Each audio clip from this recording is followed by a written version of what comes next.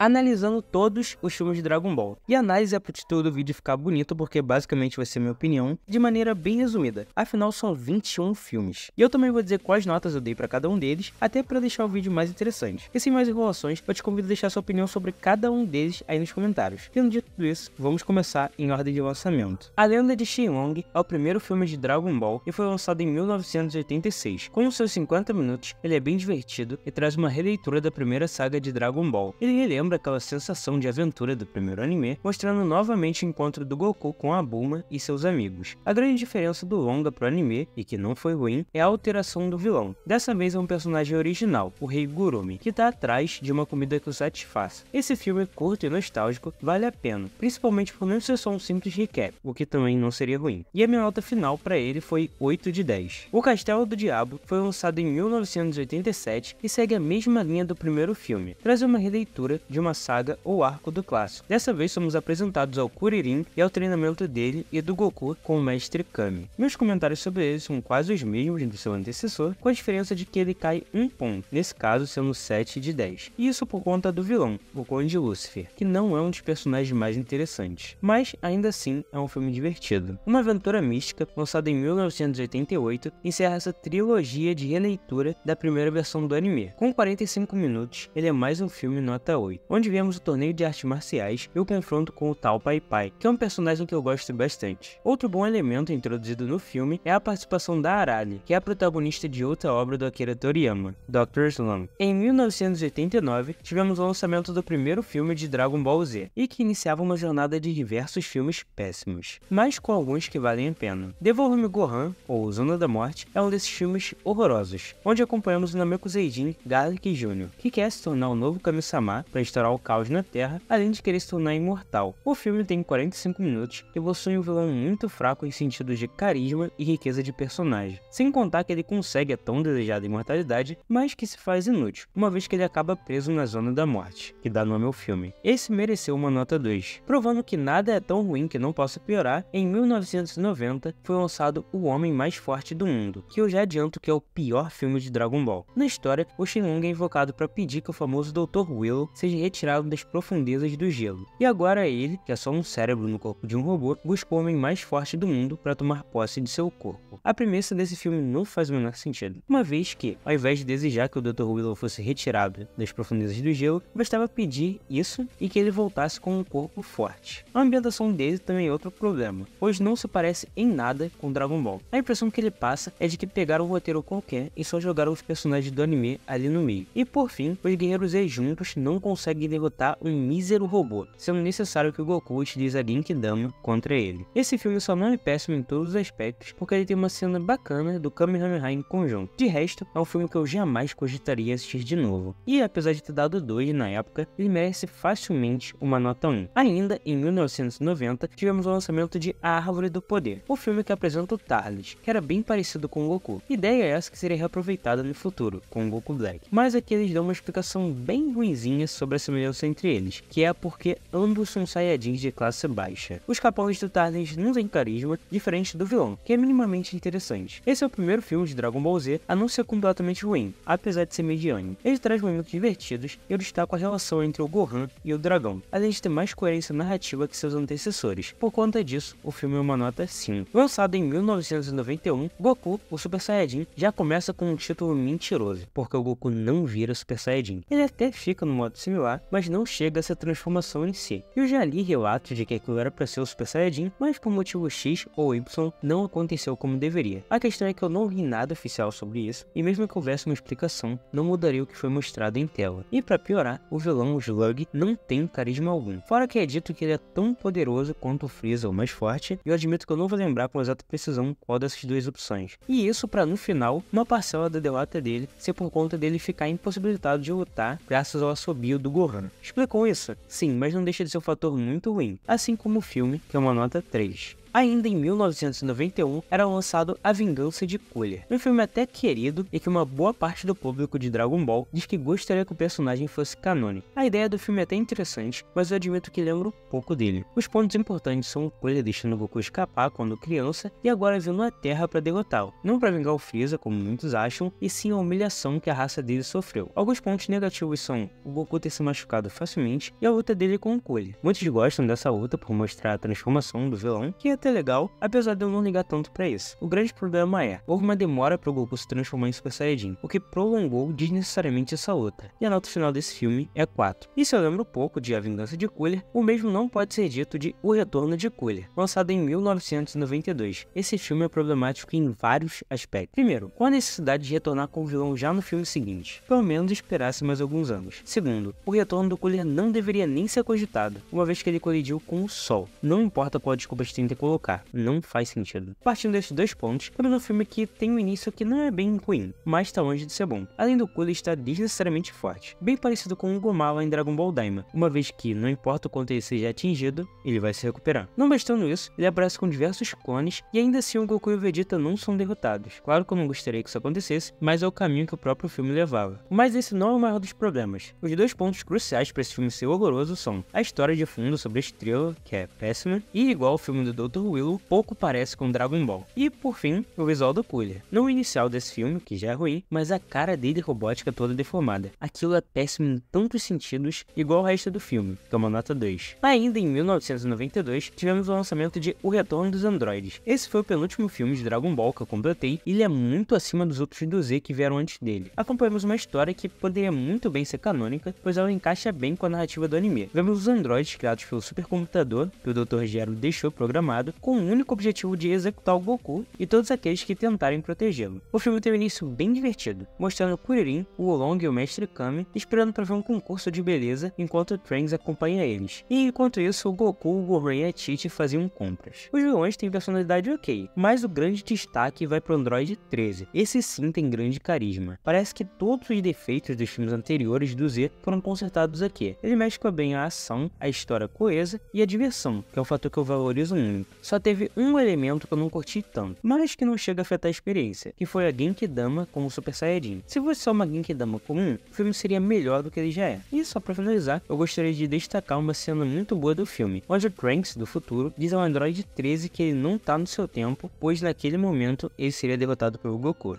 Na época em que eu vivo, você não existe. E isso eu posso te garantir, porque exatamente neste momento você será derrotado por Goku!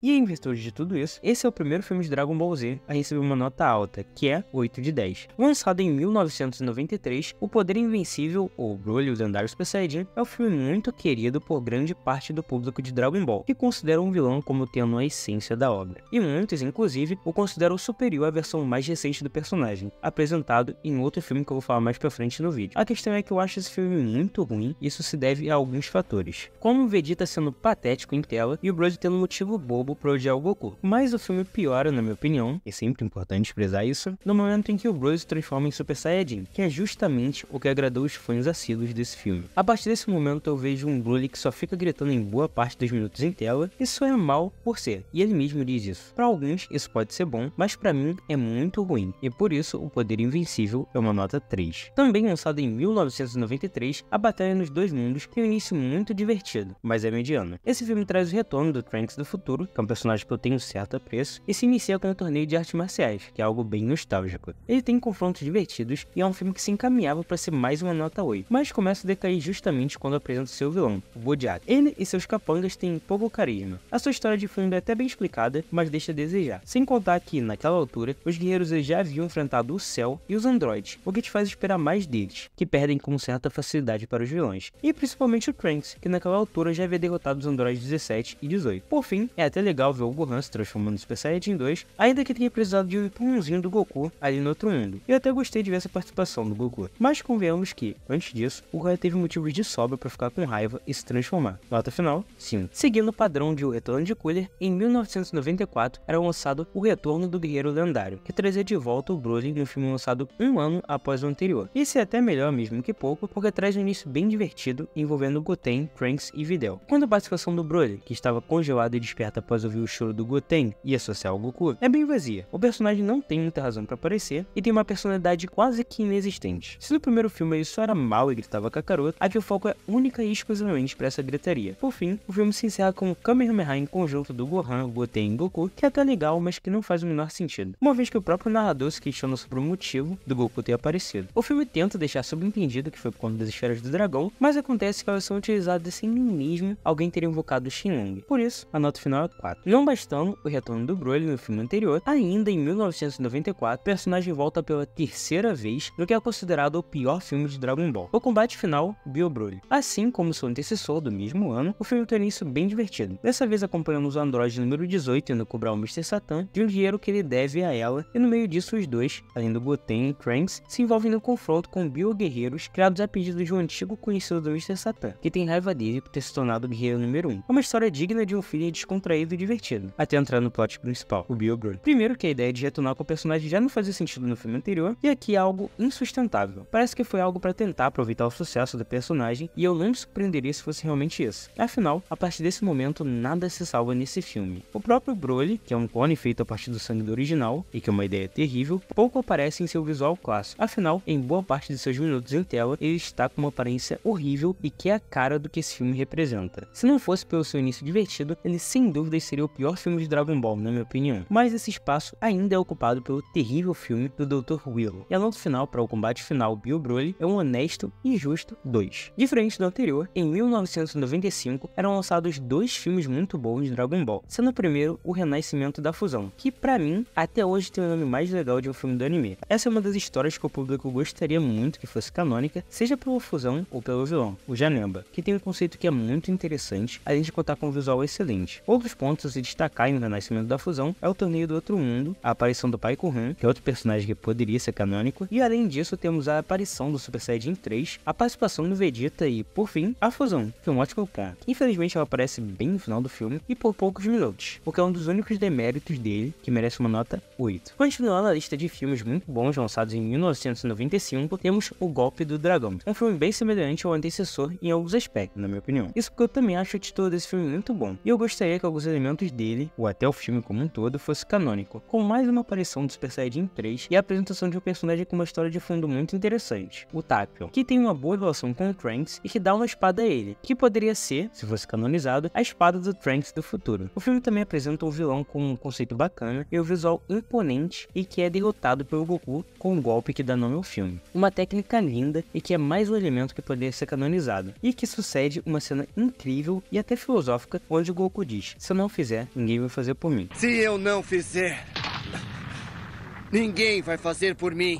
Por esses e outros motivos já citados, O Golpe do Dragão é uma nota 8. Em 1996, tivemos o último filme de Dragon Ball na década de 90. Em Busca do Poder, trazia uma ideia bem parecida com a dos primeiros filmes de Dragon Ball, que era de trazer uma releitura do anime clássico. Mais diferente dos 3 primeiros filmes, que variaram entre bom e muito bom, aqui a Toei apresenta um filme mediano. Um dos destaques positivos é a animação, que é mais moderna, e a escolha curiosa para a roupa do Goku, que ao invés da clássica que é a do GT, e eu particularmente gosto bastante. Outro elemento positivo é ver o encontro entre o Goku e seus amigos, que é algo que eu gosto muito, mas que já havia sido mostrado nos primeiros filmes do clássico. Mas aqui tem desde a luta contra o Yantia, assim como os primeiros, até o encontro com o Mestre Kami. No entanto, o filme que adapta esse início e a saga Red Ribbon tem um ritmo bem acelerado. Fora que, por si só, e novamente entrando na minha opinião, afinal esse é o intuito do vídeo, a história adapta a saga mais fraca de Dragon Ball clássico, e tenta até dar um drama maior que necessário para a relação do Goku com o Android 8, o que culmina numa cena de fúria nos momentos finais que eu achei bem ruim. Por fim, o filme traz algo curioso, a troca na aparência do Conselheiro Black. Eu prefiro a aparência antiga, mas eu entendo os possíveis motivos para essa troca. No mais, a minha nota final para esse filme mediano é 5. 17 anos depois de Em Busca do Poder, era lançado A Batalha dos Deuses, em 2013, e ele trazia algo inédito. Foi o primeiro filme canônico de Dragon Ball, e se passava após a saga Buu, mas antes do End of Z, o que é um problema por si só. Na época eu fiquei bastante animado com o filme, ainda mais por ser um retorno de Dragon Ball depois de anos, mas hoje eu o vejo de outra maneira. Ele é acreditado como Dragon Ball Z, mas a sua adaptação em anime só viria a ocorrer no Super, e eu prefiro essa separação. Isso porque esse filme, que eu já adianto ponto que eu considero ruim, dei nota 4, traz vários elementos negativos. A personalidade dos personagens parece diferente, mais abobalhada. O filme traz retcons, como a questão do Freeza ter destruído o planeta Vegeta a pedido do Bills, traz uma nova transformação que, ainda que seja um dos poucos pontos bons do filme por conta do design, é desnecessária e, por fim, introduz o conceito dos deuses da destruição, que alguns gostam, mas que eu acho um dos maiores erros de Dragon Ball, e é um dos principais fatores para eu não gostar do anime em TV do Super. Por fim, eu não acho o Bills um bom personagem, e eu ficaria muito menos inconformado se esse filme não fosse canônico, mas, de novo, nada é tão ruim que não possa piorar. E a prova disso é o terrível O Renascimento de Freeza, lançado em 2015 e que canonizou o péssimo hábito que já havia desde os filmes Filha do Z, que é o de trazer o vilão de volta. E assim como o Broly, foi o segundo retorno do Freeza, pois lembremos que ele já havia retornado lá na saga dos androides, quando foi derrotado pelo Trunks do futuro, e a participação dele poderia muito bem ter se encerrado ali. O filme apresenta uma série de decisões ruins, como a nova transformação do Goku e Vegeta, que tem um nome enorme, mas que depois fica conhecida como Super Saiyajin Blue. É uma transformação sem originalidade e desnecessária, pois no filme anterior já havia sido apresentada uma nova transformação, então você não só ignora, como traz algo repetitivo. Também existe a cena muito criticada do Goku levando um tiro de arma laser, o Gohan sendo derrotado com facilidade e o Whis tendo que rebobinar o tempo após o Freeza destruir a Terra, sem contar na transformação do Freeza dourado, que tem aparência e história de fundo horrorosa. Por isso esse filme merece, no máximo, uma nota 3, sendo ainda pior que seu antecessor. 3 anos depois de O Renascimento de Freeza, em 2018 era lançado um dos melhores filmes de Dragon Ball. Dragon Ball Super Broly trouxe uma ideia interessante, a de canonizar um personagem popular dos filmes anteriores, e isso foi um acerto muito grande. Se eu critiquei o antigo filme do Broly e sua narrativa, além de há pouco ter criticado os filmes canônicos de Dragon Ball e o próprio Super, aqui eu reconheço cada acerto. O vilão dos filmes anteriores, que agora passa a ser um antagonista, tem mais personalidade, uma história de fundo melhor e, ao invés de ficar só gritando, possui boa personalidade e motivos que fazem mais sentido. O filme também aproveita para canonizar a fusão do Gogeta, que apareceu no Ocidente O Renascimento da Fusão, já citado, e ainda de brinde aborda a história do Bardock, o pai do Goku, que havia sido mostrado em especial filler que era bem fraquinho. Falando assim, parecem muitas informações jogadas, mas diferente dos primeiros filmes da franquia, que tinham entre 45 e 50 minutos, aqui temos um longa com 1 hora e 40 minutos, que sabe trabalhar bem a sua narrativa e enriquecer a história de Dragon Ball. O filme, assim como seu antecessor, traz um retcon, dessa vez sobre a idade do Goku quando ele veio à Terra. Dessa vez não foi algo que me desagradou tanto, ainda que eu prefira a versão original e não seja o maior fã de retcons. Por fim, o Freeza, que já havia aparecido no filme anterior e posteriormente no anime do Super, teve uma boa participação no longa e até contribuiu para um elemento importante. E eu não posso finalizar os comentários sobre Dragon Ball Super Broly sem ressaltar a animação desse filme, que na minha opinião não só é a melhor dos filmes de Dragon Ball, como de toda a franquia no geral. Isso se deve ao estilo artístico do Naohiro Shinutani. E esse filme, que figura entre os melhores de Dragon Ball, fica com uma nota 8, sendo o primeiro dos canônicos a ter uma boa nota. Finalizando a lista, em 2022 tivemos o último filme de Dragon Ball a ser lançado, até o momento, o Super Hero. Ele trouxe uma proposta diferente dos outros longas canônicos da obra, trazendo de volta elementos do clássico, mas comédia e um foco que não fosse do Goku e Vegeta. Para alguns isso pode ser um defeito, mas para mim esse foi o grande acerto do filme. Ele dá um foco especial no Piccolo e no Gohan, e também apresenta uma versão mais velha da Pan, que havia aparecido anteriormente como um bebê ali no anime do Super. Ele também traz de volta a Red Ribbon, o que traz uma nostalgia da versão clássica. E os antagonistas, Gama 1 e Gama 2, também têm seu carisma. E o principal destaque vai para a transformação do Piccolo em Orange Piccolo, um pedido ao Shenlong para despertar seu potencial, tal qual era feito pelo grande patriarca em Namekusei, além da transformação do Gohan em Beast. Super Hero passa longe de ser ruim, mas ainda assim ele tem alguns deméritos que precisam ser citados, sendo eles a facilidade que o Piccolo poderia ter derrotado a Red Ribbon, que era só pedir pro Shenlong, como é citado dentro do próprio filme, mas ele não faz por orgulho. Mas até aí ok, porque condiz com o que o personagem representa. E o outro elemento é a reutilização de um vilão, dessa vez o Cell Max, então falta uma originalidade. E isso, de reutilizar vilões, é algo que só não foi feito em um desses 4 filmes canônicos, que foi a Batalha dos Deuses. Por fim, um dos principais deméritos de Super Hero é a falta de explicação para a transformação do Gohan. Mesmo assim, é um filme que tem muitos acertos, que a diversão dele compensa e até supera os deméritos, que são uma minoria. Outro elemento positivo foi a explicação para a ausência do Goku e do Vegeta, que tem